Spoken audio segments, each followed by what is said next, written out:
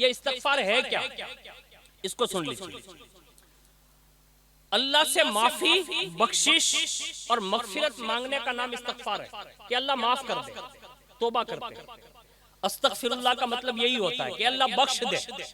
और ये आपने सुना होगा, बहुत सारी दुआएं हमारी हैं जिसमें ये अल्फाज इस्तेमाल होते हैं।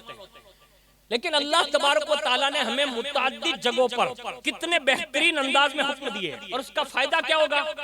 यानी इस्तगफार बंदा पढ़ेगा तो फायदा क्या मिलेगा?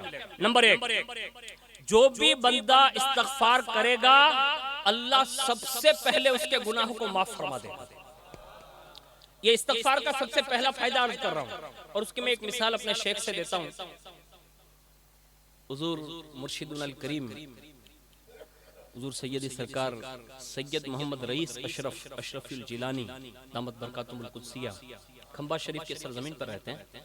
उन्होंने जब मुझ फकीर को अपने खास कुर्ब से नवाजा और उन्होंने कुछ बातें तालीम की, तो उन्होंने एक जुमला ये कहा था कि जब भी तुम्हारे पास कोई बंदा आए तो सबसे पहले उसे वुजू कराओ और 2 गाना नमाज अदा करने का कहो, और फिर खुद भी वुजू करो, 2 गाना नमाज अदा करो, और उसके लिए मगफिरत की दुआ मांगो। यानी जो आया उसके लिए। मैंने कहा हुजूर ऐसा क्यों?